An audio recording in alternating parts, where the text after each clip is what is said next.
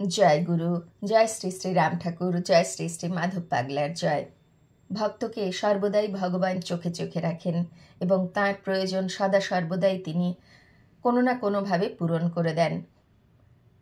আজ আমরা শুনব মাধব পাগলার জীবনের তেমনই একটি ঘটনা। মাধব পাগলার জীবনের প্রায় প্রতিটি ঘটনাই ভক্তের সাথে ভগবানের যে কী সম্পর্ক এবং ভগবান কিভাবে ভক্তকে দু হাত দিয়ে আগলে রাখেন তারই প্রমাণ পাই আমরা বারবার। আজ তেমনই একটি ঘটনা, মাধব পাগলার তাস খেলা পরিত্যাগ।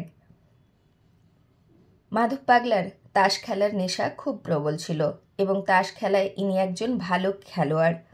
একদিন বিকেলে চা খাইবার জন্য গোবিন্দবাড়ি হইতে বাহিরে আসিয়া দশাশ্বমেধ বোর্ডিংয়ে উপস্থিত হইলেন। বোর্ডিংয়ে তাহার দুইজন বন্ধু তাহাকে তাস খেলিতে অনুরোধ করায় ইনি তাস ব্রিজ খেলায় সম্মত হইলেন এবং খেলিতে লাগিলেন। পাঠ করে শোনাচ্ছি আপনাদের স্বামী মুক্তানন্দের লেখা শ্রী শ্রী রাম ঠাকুর ও মাধব পাগলা বইটি থেকে।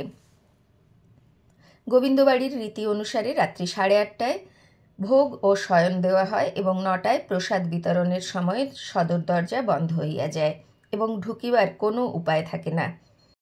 কিন্তু এদিকে মাধব পাগলা তাস খেলার নেশায় বিভোর হইয়া খেলিতেছেন। এমন সময় তাহার এক বন্ধু আসিয়া বলিলেন, কি ঠাকুর, এদিকে গোবিন্দবাড়ির দরজা যে বন্ধ হইয়া গেল, রাত্রি যে 9টা বাজিয়া গেল।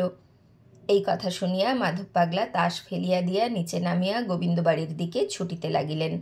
ছুটিতে ছুটিতে বলিতেছেন, হে মাধব, রক্ষা করো, আর আমি তাস খেলব না। এইরূপ বারংবার বলিতেছেন আর ছুটিতেছেন। গোবিন্দবাড়ির সদর দরজায় গিয়া দেখিলেন সদর দরজা খোলা, বিগ্রহ মন্দিরে রহিয়াছেন। তিনি ভিতরে গিয়া দেখিলেন বৃদ্ধ ব্রাহ্মণ তখনও রান্না করিতেছেন। স্বস্তির নিঃশ্বাস ফেলিয়া মাধব পাগলা বলিলেন, সত্যি মাধব, তুমি আজ আমাকে বাঁচিয়ে দিলে, আর আমি জীবনে কখনো তাস খেলব না। পরে বাড়িতে প্রবেশ করিয়া নিজের শয়নঘরের সম্মুখে বারান্দায় বসিয়া একটি সিগারেট ধরাইয়া খাইতে খাইতে গোবিন্দ মন্দিরের দিকে তাকাইয়া বলিতে লাগিলেন, হে মাধব, আজ খুবই বাঁচিয়েছ। আর মাধব পাগলা কোনো দিন তাস খেলবে না, কিন্তু মনে একটু ভয় রহিল, এই বিলম্বে আসিবার জন্য সাধুমা নিশ্চয়ই আমাকে তিরস্কার করিবেন। এদিকে রাত্রি 9টা বাজে, এখনও মন্দিরে ভোগ বসানো হয় নাই কেন?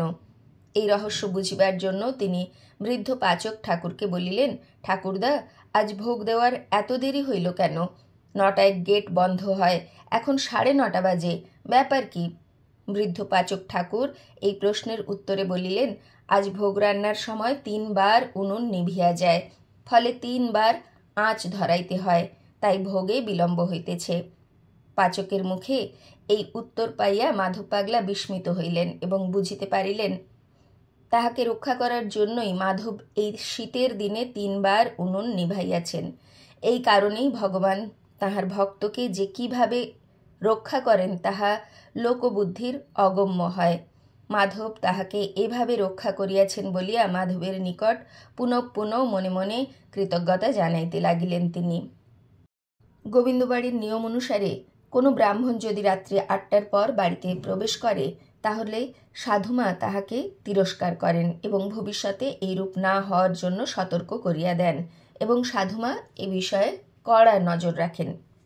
সেই রাত্রিতে প্রসাদ পাইবার পর মাধব পাগলা একটু ভয়ে ভয়ে সাধুমার ঘরে পান খাইতে গেলেন এবং ভাবিলেন এই বিলম্বে আসিবার জন্য নিশ্চয়ই সাধুমা তাহাকে তিরস্কার করিবেন।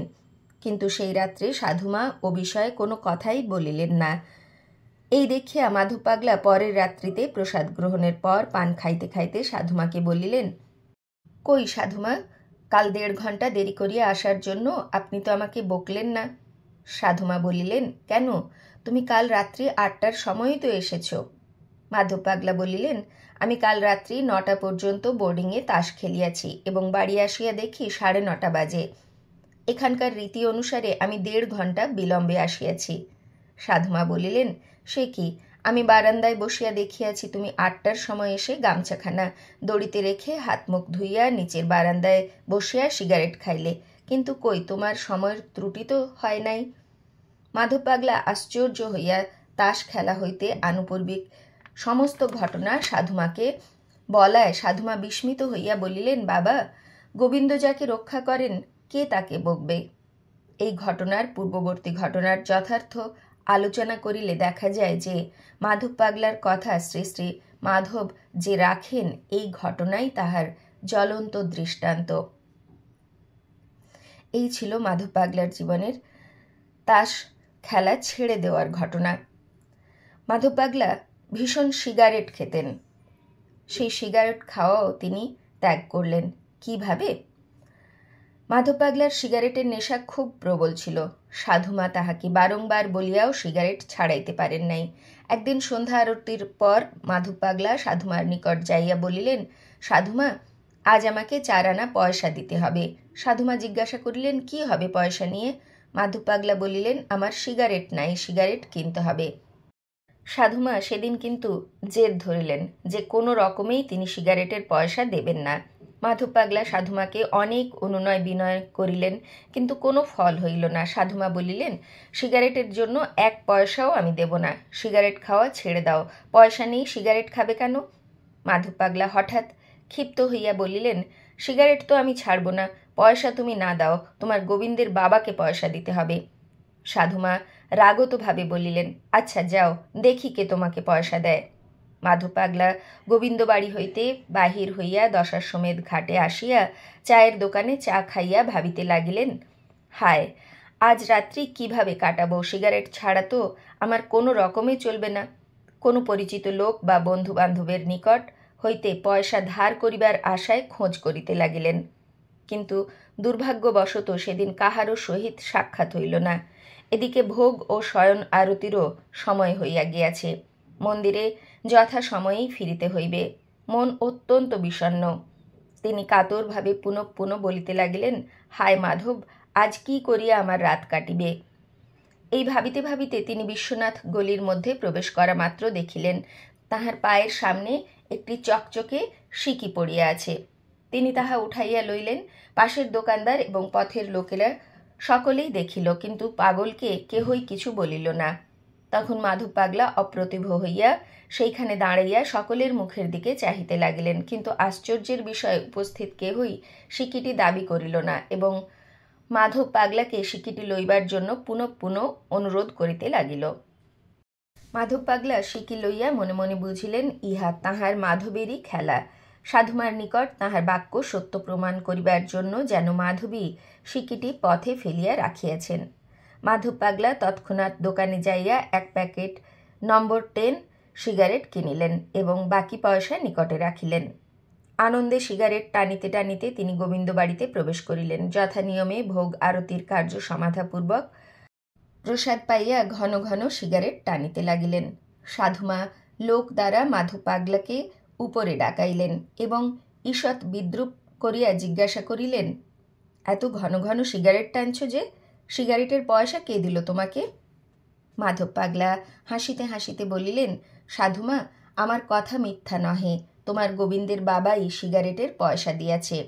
1 প্যাকেট সিগারেট কিনিয়াছি, বাকি 6 পয়সা এখনও রয়েছে। সাধুমা পাগলার মুখে সিকি প্রাপ্তির ঘটনাটি বিস্তারিতভাবে শুনিয়া কাঁদিয়া ফেলিলেন এবং বলিলেন, তোমার মতো ভক্তকে আমি কি শাসন করিব? কারণ গোবিন্দই যখন তোমাকে সিগারেটের পয়সা দেন, তখন আমার আর কি করা? এই কথা বলিয়া তিনি তাহার হাত বাক্সটি সামনে খুলিয়া বলিলেন, সিগারেটের জন্য যত ইচ্ছা পয়সা তুমি নিয়ে নাও। মাধব পাগলা সাধুমাকে সান্ত্বনা দিয়া বলিলেন, সাধুমা, তোমার দেওয়া ও গোবিন্দের দেওয়ায় কোনো পার্থক্য আছে কি? সবই আমার মাধবের দেওয়া, দুঃখিত হইও না।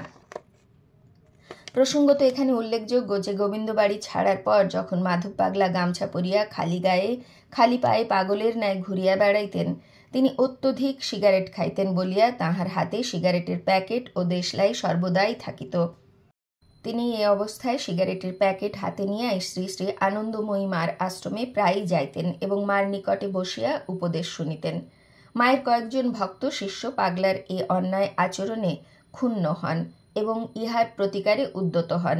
মা কিন্তু ইহা জানিতে পারিয়া আশ্রমবাসী শিষ্য ও ভক্তদিগকে বুঝাইয়া বলিলেন, মাধব পাগলা রাম বাবার শিষ্য ও জীবনমুক্ত পুরুষ, সুতরাং তোমরা তাহার এই ব্যবহারিক আচরণে দোষ ধরিয়া তাহাকে কিছু বলিও না।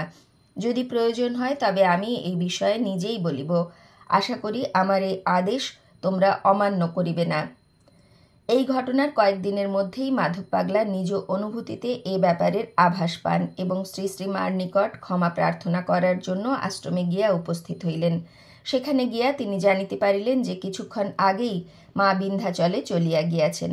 মায়ের একজন আশ্রমবাসী বিশেষ ভক্তের নিকট তিনি এ বিষয়ে উত্থাপন করিলেই তিনি মাধব পাগলার নিকট উপরোক্ত ঘটনাটি খুলিয়া বলিলেন এবং মার নিকট এ বিষয়ে কিছু বলিতে নিষেধ করিয়া দেন। মাধব পাগলা নিজের আচরণের দোষ দেখিতে পাইয়া দুঃখিত হন। তখন পাগলা মা এবং তাহার শিষ্য ভক্তদের নিকট মনে মনে ক্ষমা প্রার্থনা করিলেন। এই ঘটনার দীর্ঘকাল পরে বাংলা 1366 সালে শীতের সময় মাধব পাগলা অত্যন্ত অসুস্থ হইয়া পড়িলেন এবং রোগ মুক্তির জন্য আশীর্বাদ ভিক্ষা করিয়া পণ্ডিচেরি শ্রী শ্রী অরবিন্দ আশ্রমে শ্রীমা এবং মাধব পাগলার শিক্ষাগুরু শ্রীযুক্ত নরেন্দ্রনাথ বন্দ্যোপাধ্যায় মহাশয়ের নিকট পত্র দেন। সেই সময়ে একদিন দ্বীপ্রহরে আহারাদির পর মাধব পাগলা রৌদ্রে দাঁড়াইয়া সিগারেট খাইতেছিলেন।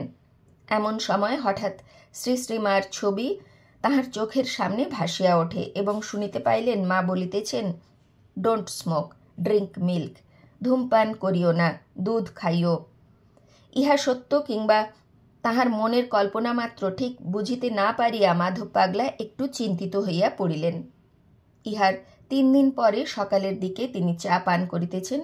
এমন সময় ডাকপিয়ন আসিয়া পণ্ডিচেরি হইতে শ্রীমার আশীর্বাদ পত্র দিয়া গেল।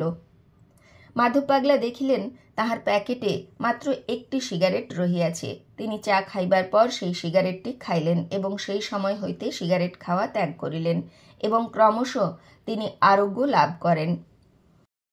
ইহার পরে তিনি তাহার এক বন্ধু, যিনি পণ্ডিচেরি শ্রী শ্রী অরবিন্দ আশ্রমে কিছুকাল থাকার পর বেনারসে আসেন, মাধব পাগলা তাহার নিকট হইতে জানিতে পারিলেন যে শ্রী শ্রীমা কাহারও ধূমপান করা পছন্দ করেন না।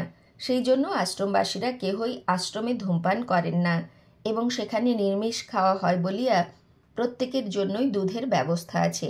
সুতরাং মাধব পাগলা যে শ্রী শ্রী মায়ের কৃপা প্রাপ্ত হইলেন এবং তাহার দর্শন যে ঠিক এই সংবাদ হইতে তাহাই প্রমাণিত হইল।